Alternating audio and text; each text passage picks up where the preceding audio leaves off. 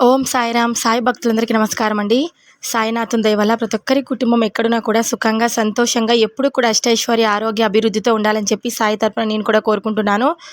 ఇంకా ఈరోజు వీడియోలో సాయి పిలుపు ద్వారా మనకు వచ్చినటువంటి సందేశం ఏంటి, బాబాగారు మనతో ఎలాంటి సందేశాన్ని అందించాలనుకుంటున్నారంటే, తల్లి ఇక్కడ ఉన్నటువంటి ఈ విభూతిని ఒక్కసారి తాకి చూడు. నేను చెప్పేటువంటి కొన్ని మంచి మాటలను నువ్వు ఈరోజు తప్పకుండా వినాలి. నీ మనసు ఎంతో సంతోషిస్తుంది అని మనకు బాబాగారైతే ఒక అద్భుతమైనటువంటి సందేశాన్ని మన ముందుకైతే తెలియపరచాలనుకుంటున్నారనమాట. బాబాగారు ఇలా ఎందుకు చెప్తున్నారు, బాబాగారు చెప్తున్నటువంటి సందేశంలో అర్థం ఏమిటి, బాబాగారు మనకు ఎలాంటి సందేశాన్ని అందించాలనుకుంటున్నారని మనం ఆయన మాటల ద్వారానే తెలుసుకుందాం. వీడియో స్టార్ట్ చేసే ముందు ప్రతి ఒక్కరికి ఒక చిన్న రిక్వెస్ట్ అండి. ఈ సందేశం కనుక మీ అందరికీ నచ్చినట్లయితే తప్పకుండా మన వీడియోకి లైక్ చేయండి, ఇంకొంతమందికి షేర్ చేయడానికి మీరు ప్రయత్నం అయితే చేయండి. కొత్తగా మన ఛానల్ని ఎవరైనా చూస్తుంటే కనుక సబ్స్క్రైబ్ చేసుకొని కొంచెం సపోర్ట్ చేయండి. ఇప్పుడు బాబాగారి సందేశాన్ని విందామా మరి. తల్లి, నిన్ను ప్రేమించే వారిలో ఈ బాబా ఉన్నాడు అనే విషయం నువ్వు మర్చిపోతున్నావు. అయినా సరే నీకు నాకు చిరుకోపం అనేది సహజమే కదా. నీ కోరిక, నీ సమస్య తీరలేదనే కదా నాపై నువ్వు అలిగి మారం చేస్తూ ఉన్నావు. మరి మారం చేయడంలో నీకు నువ్వే సాటి. నీకు అవసరమైతే చాలు చిన్న పిల్లవాడిలాగా నువ్వు మారిపోతావు. నా ఒడిలో సేద తీరి కబుర్లు చెబుతావు. కానీ నీకు నా సహాయం అందిన వెంటనే ఈ సాయి ఊసే ఉండదు కదూ. సరే, నేను సరదాగానే అంటున్నాను. ఇలా చూడు, ఈ లోకంలోనూ ఏది శాశ్వతం కాదు అనే విషయం నీకు తెలిసి కూడా నువ్వు అతిగా ఆలోచిస్తూ ఉన్నావేంటి? లేని వాటికి పరుగులు తీయకుండా దైవం ఇచ్చిన జీవితంలో తృప్తిని వెతికి అందులో ఎలా సంతోషంగా ఉండాలి అనేది దానిపై నువ్వు అన్వేషణ చేయి. దానిని ఆపడం ఎవరితరం కాదమ్మా. ఈ ప్రకృతి దేవుడు ఇచ్చినటువంటి వరం. అలాగే మీ జీవితం కూడా ఆయన ఇచ్చినటువంటి బహుమతి. దానిని జాగ్రత్తగా అమలుపరుచుకోవడం మీ బాధ్యత. అలాగే సంతోషంగా ఉండకుండా లేని ఆనందాల కోసం మీ మనశ్శాంతిని కూడా కోల్పోతూ ఉన్నారు. మీకు మీ సాయి ఏం చేస్తే నచ్చుతుందో తెలుసా? మీరు అడగగానే నిమిషాలలో మీ కోరికను కానీ మీ సమస్య నుండి మిమ్మల్ని బయటపడి వేస్తే మీకు బాబా బాగా మేలు చేసిన వాడవుతాడు. అలాగే మీరు భావించి ఇంకాస్త ఎక్కువగా ప్రేమిస్తారు. మీ కష్టం కాస్త ఎక్కువగా అవడం ప్రారంభిస్తే చాలు, నిమిషంలోనే నన్ను ద్వేషిస్తూ నాకు ఎందుకు ఈ జీవితాన్ని ఇచ్చారు బాబా అసలు అని వెంటనే మీరు బెంగపడిపోయి నన్ను దూషిస్తూ ఉంటారు. ఏది కూడా శాశ్వతం కాదు. ఈ నిమిషంలో నువ్వు సంతోషంగా ఉన్నవారు మరో నిమిషంలోనే దుఃఖించవచ్చు. ఇప్పుడు దుఃఖంతో ఉన్నవారు ఒక్క నిమిషంలోనే ఆనందించవచ్చు. అదంతా కూడా వారి యొక్క కర్మానుసారమే. కర్మను తప్పించుకోవడం దేవతల తరం కూడా కాదు. కాబట్టి కర్మను ఎవరు కూడా తప్పించలేరు.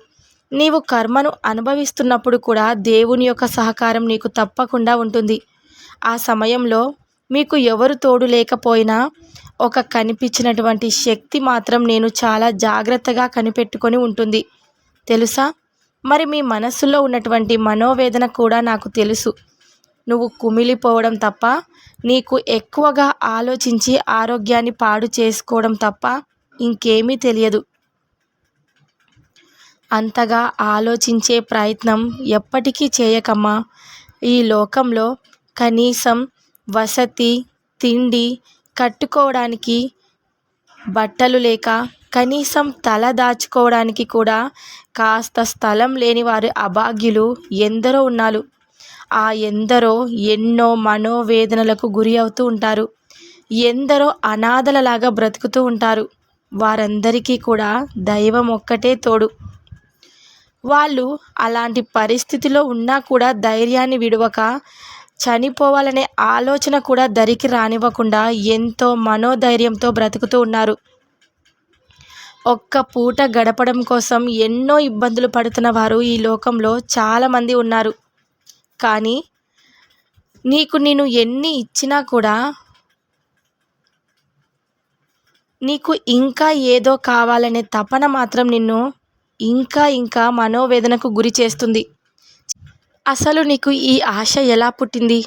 ధనం కావాలనే అత్యాశ నిన్ను ఎంతో మనోవేదనకు గురి చేస్తుంది. నీకు కావలసిన దాంట్లోనే నువ్వు ఎందుకు మనశ్శాంతిగా బ్రతకలేకపోతున్నావు? అసలు ఈ లోకంలో ఎంతోమంది తిండి లేక అలమటిస్తూ, మాడిపోతూ ఎంతోమంది బ్రతుకుతూ ఉన్నారు. అలా కడుపు కాలి కూడా బ్రతుకుతూ ఉన్నారు. అలాంటి వాళ్ళని చూసినప్పుడల్లా నీకు అనిపిస్తుంది కదా, దేవుడు మాకు ఎంతో కొంత మేలు చేశాడు, కనీసం మాకు ఇలాంటి జీవితాన్నైనా ప్రసాదించాడు. అలాంటి వారితో పోల్చుకున్నప్పుడు నీకు ఖచ్చితంగా అనిపిస్తుంది.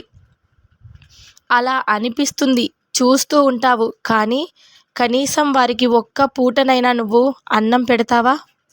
పెట్టవు. ఎందుకంటే చూసి చూడనట్టు ఎంతోమంది అలానే వెళ్ళిపోతుంటారు. ఎందుకంటే ఎవరి కర్మను బట్టి వాళ్ళు అనుభవిస్తుంటారు అనే తేలికైన మాటను మీరు వదిలేసి వెళ్తూ ఉంటారు. అలా అనుభవించడం చాలా కష్టం కదా. అలాంటి వాళ్ళను చూసి చూడనట్టు వెళ్ళిపోకుండా నువ్వు నీ పాపపు కర్మలన్నీ తొలగించుకోవాలంటే కొంచెమైనా పరులకు సహాయం చేస్తూ ఉండాలి. ఇతరుల కష్టాలను చూసి మనము ఎప్పుడూ కూడా నవ్వుకోకూడదు. అలాంటి కష్టంలో మనం ఉండి కనీసం ఒక్కరోజు కూడా బ్రతకలేము. వాళ్ళు అలాంటి కష్టాలను అనుభవిస్తూ ఉన్నారంటే వాళ్ళకు దేవుడు ఎంతో మనోధైర్యాన్ని ఇచ్చి ఉంటాడని మీరు అర్థం చేసుకోవాలి. ఎప్పుడు కూడా ఎందరో అభాగ్యులు, ఎందరో నీచమైన బ్రతుకును, ఎంతో హీనమైన బ్రతుకును, ఎంతో బాధాకరమైన బ్రతుకును బ్రతుకుతూ ఉంటారు. వాళ్ళందరినీ కూడా మీరు అపహేళన మాత్రం చేయకండి. వారందరినీ కూడా ఒక్కసారి నీ దృష్టిలోకి తెచ్చుకో. వారందరితో నేను లేను అనేటువంటి ధైర్యాన్ని తెచ్చుకో. అలాంటి జీవితం నాకు రాలేదని నువ్వు సంతోషించు. వారు అనుభవించేటువంటి కష్టం కంటే కూడా నీది ఒక కష్టం కాదని తెలుసుకో. ఆ తర్వాత ఆలోచించు, వారి కష్టం మీ సమస్య ఏ పాటిదో. అంతేకాని లేని వాటి కోసం పరుగులు పెడుతూ ఉన్నటువంటి విలువైనటువంటి నీ జీవితాన్ని, ఉన్న ఆనంద క్షణాలను కూడా నువ్వు దూరం చేసుకోద్దమ్మా.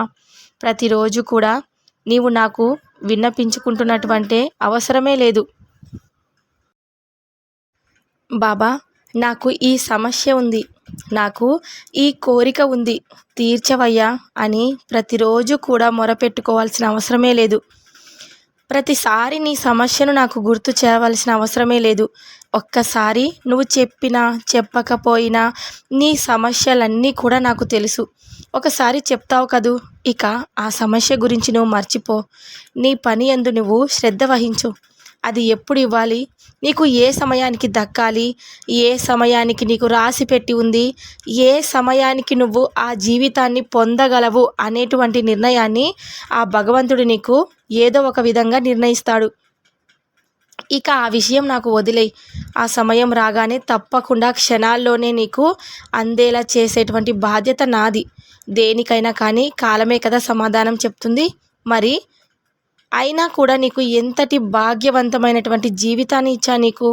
నీవే ఒక్కసారి ఆలోచించు.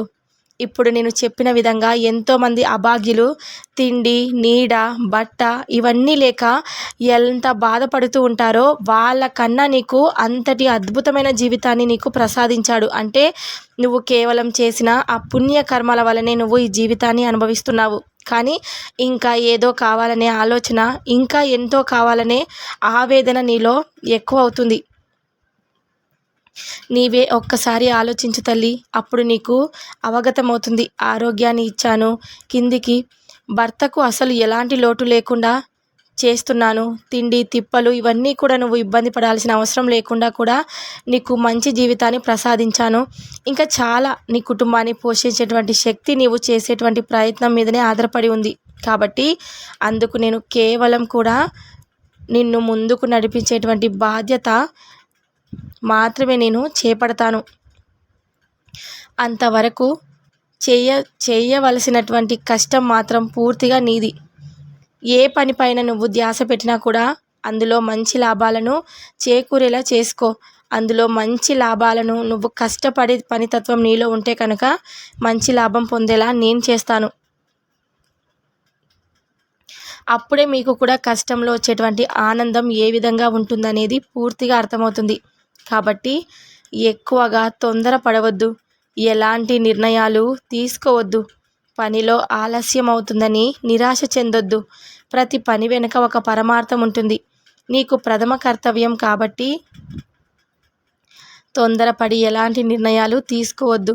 నిన్ను ఇలా ఎలా చూస్తే నాకేంటి బాధగా ఉంది తెలుసా? నువ్వు ఎంత చెప్పినా కూడా నా మాట లెక్క చేయడం లేదు అనే విషయంలో చాలా బాధగా ఉంటుంది. నీవిలా దుఃఖంలో మనసు నిండా నీ బాధలతో సతమతమవుతూ ఎవరికి కూడా చెప్పకుండా ఏం చేయాలో తెలియనటువంటి దీన స్థితిలో వెళ్ళిపోతూ నాకు తెలుసు కదా, నీ గురించి పూర్తిగా నాకు తెలుసు. ఇక బెంగ పడవద్దు. ప్రతి సమస్య ఎలాంటి సమస్య అయినా సరే నీ వద్దకు వచ్చినప్పుడు ఆ సమస్య మనల్ని ఏం చేయలేదు. ఆ సమస్య మనకు అసలు ఏం నేర్పించాలని మన వద్దకు వస్తుంది.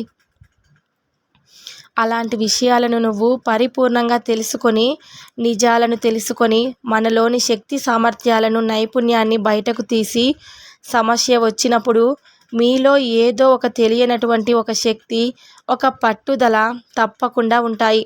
వాటిని నీవు తెలుసుకొని మీ సొంత ఆలోచనలు చేసి ముందుకు సాగిపో.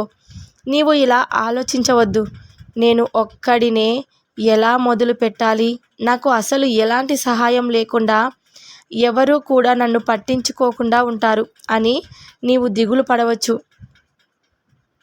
నేనే ఎప్పుడూ కూడా నా సహాయాన్ని నీకు అర్థం చేసేటువంటి ప్రయత్నం చేస్తూనే ఉంటాను అనే విషయాన్ని నువ్వు మర్చిపోద్దమ్మా.